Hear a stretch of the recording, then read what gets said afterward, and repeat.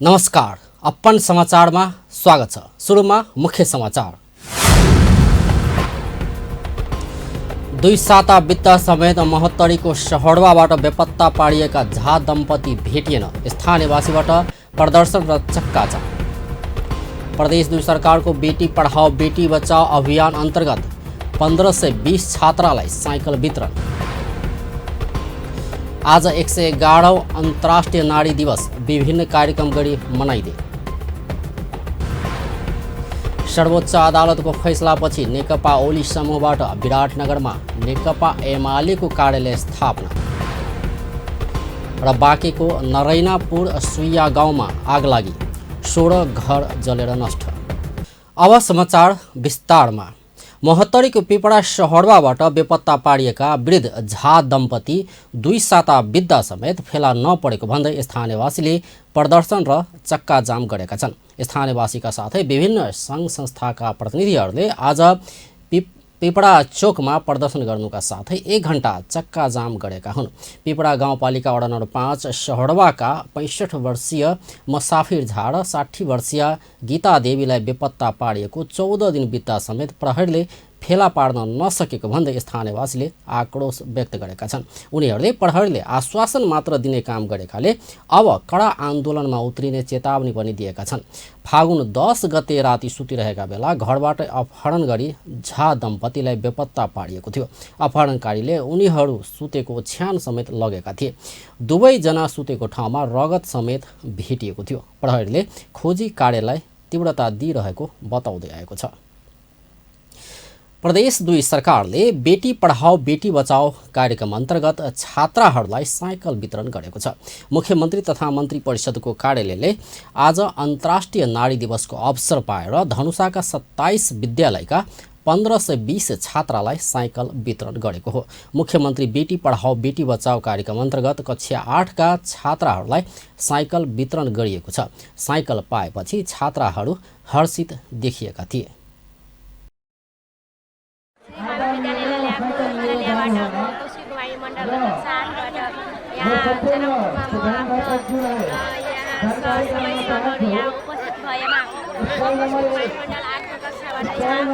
Cycle वितरण भएमा मलाई यो पनि भनिरहेको छ कि सबै छात्रालाई पढ्न जाने स्कुल मन हुन्छ। अगाडि बढ्दा छात्र अगाडि बढ्दा देश राम्रो हुन्छ।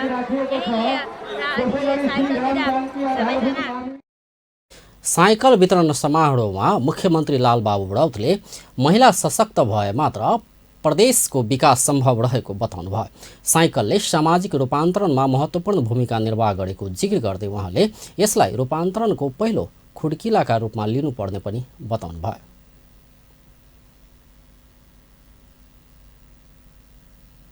सशक्त बनाउन खोजेका छौं। उनीहरूलाई सशक्त नबनाइकन, उनीहरूलाई समान अधिकार नदिकन, उनीहरूलाई समाजलाई अगाडि बढाउन इक्वल हिस्सेदारीमा सहभागी नगराइसम्म निश्चित रूपमा प्रदेश सरकार त्यसरी चाहिँ बस्न सक्दैन। यो कमिटमेन्टका साथ प्रदेश सरकार अगाडि बढिरहेको छ। त्यसैले यहाँहरूलाई म बताउन चाहन्छु कि केही समयको लागि यो बिमा कार्यक्रम स्थगित भए पनि हामी सुरु गर्छौं। पोहोरको यहाँहरूलाई सबैलाई थाहा छ, पोहोर हामी पैसा विनियोजन गरे पनि मुख्यमन्त्री राउतले प्रदेशका छोरीहरूलाई शिक्षित र सबल बनाउन बेटी पढाओ बेटी बचाओ अभियानलाई अगाडि बढाइएको पनि बताउनुभयो। महिला हिंसा, दाइजो प्रथा, बाल विवाह जस्ता कुरीति विरुद्धको कानुनलाई सशक्त रूपमा पालना गरेर अघि बढ्नुपर्ने उहाँको भनाइ छ। मुख्यमन्त्री राउतले महिला हिंसा बढेको प्रति चिन्ता व्यक्त गर्दै एसिड आक्रमण गर्नेलाई फाँसीको व्यवस्था गर्नुपर्ने पनि बताउनुभयो। समारोहमा एसिड पीडित धनुषाकी आरती शाहलाई सम्मान समेत गरिएको थियो। बेटी पढाओ बेटी बचाओ अभियान अन्तर्गत यस वर्ष पनि कक्षा 8 मा अध्ययनरत 20,000 छात्रालाई साइकल वितरण गर्ने प्रदेश सरकारको लक्ष्य छ। यसअघि 2075-76 मा 261 विद्यालयका 14,000 छात्रालाई साइकल वितरण गरिएको थियो। समारोहमा उपसभामुख उपमहादेव, आन्तरिक मामिला तथा कानुन राज्य मन्त्री सरोज सिंह कुशवाहा, भूमि व्यवस्था कृषि तथा सहकारी राज्य मन्त्री योगेन्द्र राय यादव, जसपा नेपालका प्रमुख सचेतक परमेश्वर शाह, प्रदेश सभा सदस्य शिवचन्द्र चौधरी, सरस्वती चौधरी, मुख्य न्यायाधिवक्ता दिपेन्द्र झा, प्रदेश नीति तथा योजना आयोगका उपाध्यक्ष डाक्टर भोगेन्द्र झाका साथै शिक्षक विद्यार्थी लगायतको सहभागिता थियो। आज मार्च 8 अर्थात् 111औं अन्तर्राष्ट्रिय महिला दिवस नेपालमा पनि विभिन्न कार्यक्रम गरी मनाइँदैछ। यस वर्ष महिलाको सुरक्षा, सम्मान र रोजगार समृद्ध नेपालको आधार भन्ने राष्ट्रिय सङ्कल्पका साथ महिला दिवस मनाइँदैछ। दिवसको अन्तर्राष्ट्रिय नारा भने चुनौती दिने रोजाइ ल्याऊ भन्ने तय गरिएको छ। यो दिवसको अवसरमा काठमाडौँमा साइकल र्याली निकालिएको छ। क्लारा जेटिकनले सन् 1911 मार्च 8 महिला कामदारमाथि भएको श्रम शोषण विरुद्ध आवाज उठाएको दिनको स्मरणमा विश्वभर यो दिवस मनाउन थालिएको हो। उपराष्ट्रपति नन्दबहादुर पुनले महिला हिंसाको अन्त्य नभएसम्म नेपाली समाज सभ्य र सुरक्षित बन्न नसक्ने बताउनु भएको छ।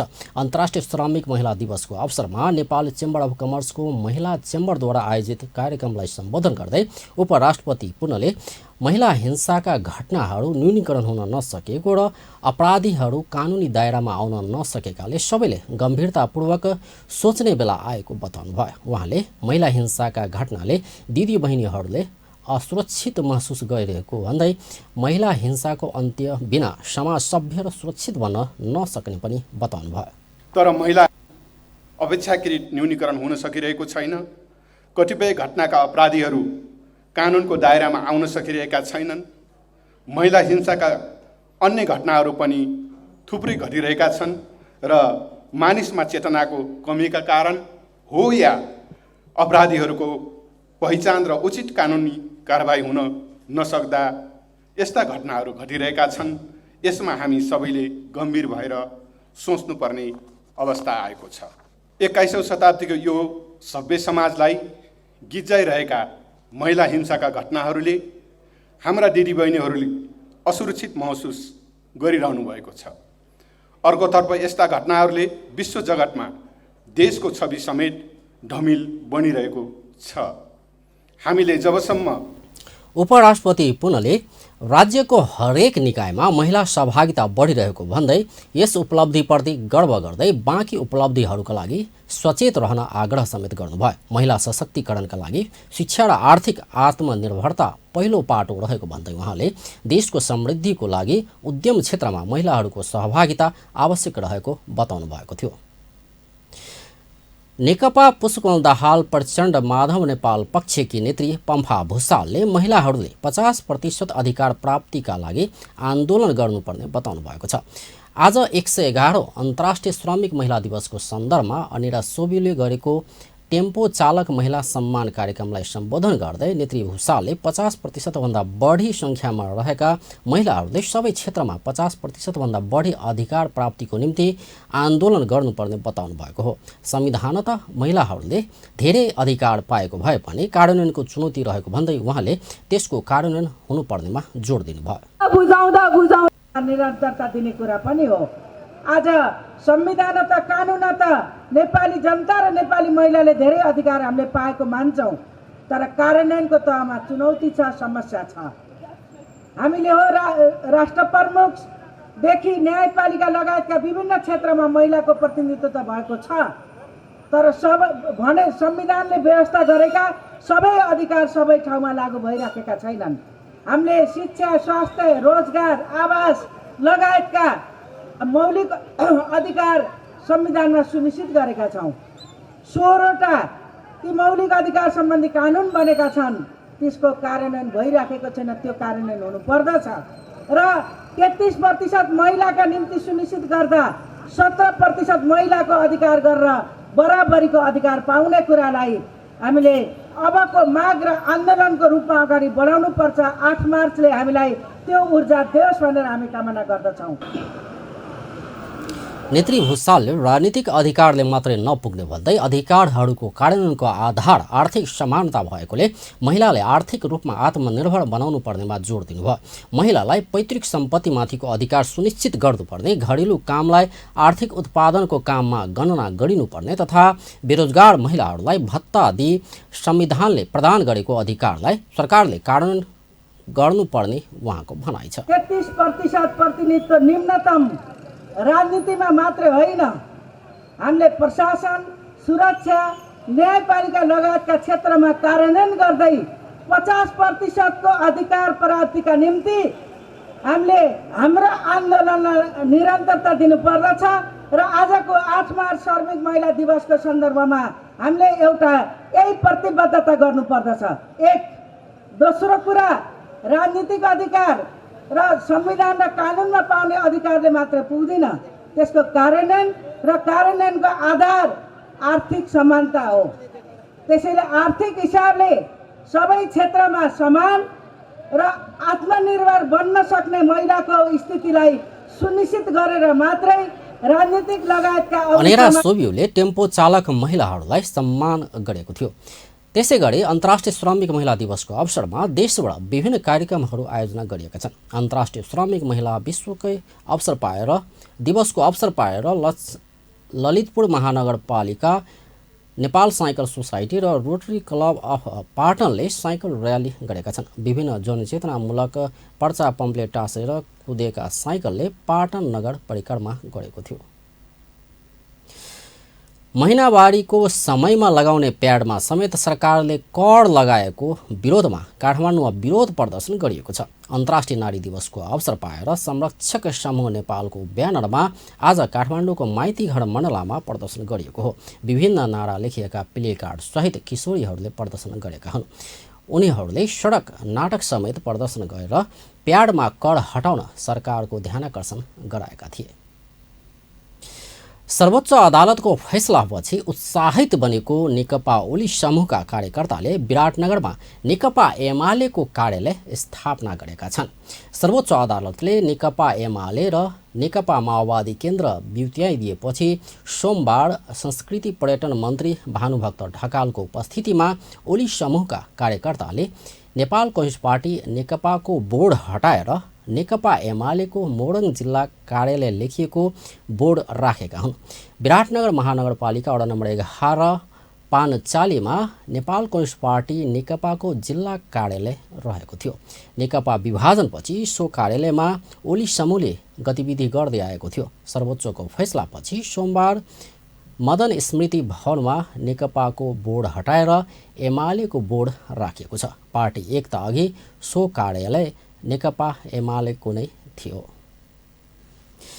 जनता समाजवादी पार्टीले संसदीय दलको बैठक बोलाएको छ। पछिल्लो राजनीतिक अवस्था र संसदमा निर्वाह गर्ने भूमिकाका विषयमा छलफल गर्न जसपाले मङ्गलबारका लागि संसदीय दलको बैठक बोलाएको नेता उमाशंकर अडगडियाले जानकारी दिनुभएको छ। समाजवादी पार्टी र राष्ट्रिय जनता पार्टी मिलेर जनता समाजवादी पार्टी बनेपछि अहिलेसम्म संयुक्त बैठक बसेको थिएन। पार्टी एकता पहिलो पटक संसदीय दलको बैठक बस्ने तय भएको अडगडियाले जानकारी दिनुभएको छ। जनता समाजवादी पार्टीको संसदीय दलको बैठक बस्नुअघि सोमबार पूर्व समाजवादी पार्टीको संसदीय दलको बैठक बस्ने नेता अडगडियाले बताउनु भएको छ। सर्वोच्च अदालतले नेकपा एकीकरणलाई मान्यता नदिई साबिकै नेकपा एमाले र नेकपा माओवादी केन्द्रलाई नै अस्तित्वमा ल्याएपछि संसदमा सरकार निर्माणका लागि नयाँ समीकरण बन्ने अवस्था सिर्जना भएको छ। वन तथा वातावरण मन्त्री प्रेम बहादुर आलीले निजी वन सम्बन्धी कानुनलाई सरलीकृत गर्दै किसान मैत्री बनाउने बताउनु भएको छ। आज पारिवारिक निजी वन सङ्घ नेपालको 7औं स्थापना दिवसको अवसरमा बोल्दै वन मन्त्री आलीले निजी वनसँग सम्बन्धित कानुनी उल्झनका कारण किसानहरूले दुःख पाएको भन्दै निजी वन पैदावारको काठ कटान, ओसार पसार, बिक्री वितरण र उपयोग सम्बन्धी कानुनलाई सरलीकृत गर्दै किसान मैत्री बनाउने बताउनु भएको हो। आगामी आर्थिक वर्षमा निजी वनको प्रवर्धनका लागि विशेष कार्यक्रम ल्याउने पनि उहाँको भनाइ छ। निजी वन उद्यमीहरूलाई सहुलियतपूर्ण ऋणका लागि पनि आवश्यक कदम चालिने उहाँले बताउनु भयो। पसार, बिक्री वितरण तथा उपयोग सम्बन्धी को कानुन व्यवस्थापनलाई थप सरलीकृत गर्दै किसान मैत्री बनाउन म पहल कदमी लिनेछु। आगामी दिनमा निजी वन हुर्काउँदा कसैले दुख नपाउने गरी कानुनी प्रक्रियाहरूलाई व्यवहारिक बनाइनेछ र निजी वनबाट बढीभन्दा बढी मानिसहरू लाभान्वित हुने अवस्था सिर्जना गरिनेछ। आर्थिक वर्षको बजेट तथा कार्यक्रममा सरकारले निजी वनको प्रवर्धन विशेष कार्यक्रम ल्याउने विश्वास समेत म दिलाउन चाहन्छु। अरू व्यवसायहरूले जस्तै निजी वन उद्यमीहरूले पनि सहुलियतपूर्ण ऋण पाउनुपर्छ भन्ने मान्यता राखेको छु। यस कुरालाई साकार बनाउन मैले सरकारवाला मन्त्रालय तथा निकायसँग आवश्यक अन्तर्क्रिया गरिरहेको छु। सिँचाइ नहुने जग्गामा माटो परीक्षण गरी जडीबुटी उत्पादनको लागि बजेट व्यवस्थापन गरेको उहाँको भनाइ छ। जडीबुटी राज्यले निःशुल्क उपलब्ध गराउने पनि उहाँले बताउनु भयो। जग्गामा रहेको जग्गा जहाँ तपाईँको चाहिने सिँचाइको व्यवस्था छैन, खानेपानीको व्यवस्था छैन, त्यस्ता क्षेत्रलाई त्यहाँको माटोलाई सोइल टेस्ट गरेर कुन प्रजातिको चाहिने जडीबुटी त्यहाँ उत्पादन हुन्छ भन्ने सवालमा अहिले बजेटको व्यवस्था पनि हामीले मिलाएका छौँ र ती ठाउँहरूमा राज्यले निःशुल्क जडीबुटी व्यवस्था गर्नेछ भन्ने हामीले गृह कार्य पनि अगाडि बढाएका छौँ। मन्त्री आलेले हाल बन्दै गरेको वन नियमावलीमा पारिवारिक निजी वनलाई प्राथमिकताका साथ राख्ने प्रतिबद्धता पनि व्यक्त गर्नुभएको थियो। बाँकेको नरैनापुर गाउँपालिका वडा नम्बर 1 सुइया गाउँमा आगलागीबाट 16 घर जलेर नष्ट भएका छन्। आज बिहान मनिजर पासीको फुसले छाएको कच्ची घरबाट आगलागी सुरु भएको प्रहरीले जनाएको छ। अचानक आगलागी भएपछि स्थानीयले खबर गरे लगतै सुइया प्रहरी चौकी र इलाका प्रहरी कार्यालय भगवानपुरबाट प्रहरीको टोली परिचालन भएको थियो। प्रहरी स्थानीय र दमकलको सहायतामा आगो नियन्त्रणमा लिएको प्रहरीले जनाएको छ। अन्त्यमा मुख्य समाचार एकपटक फेरि। 2 साता बित्दा समेत महोत्तरीको सहरवाबाट बेपत्ता पारिएका छा दम्पति भेटिएन। स्थानीयवासीबाट प्रदर्शन र चक्काचक। प्रदेश 2 सरकारको बेटी पढाओ बेटी बचाओ अभियान अन्तर्गत 1520 छात्रालाई साइकल वितरण। आज 111औं अन्तर्राष्ट्रिय नारी दिवस विभिन्न कार्यक्रम गरी मनाइयो। सर्वोच्च अदालतको फैसलापछि नेकपा ओली समूहबाट विराटनगरमा नेकपा एमालेको कार्यालय स्थापना र बाँकेको नरैनापुर सुइया गाउँमा आगलागी 16 घर जलेर नष्ट। हवस् त, अपन टेलिभिजन हेर्दै गर्नुहोला। नमस्कार।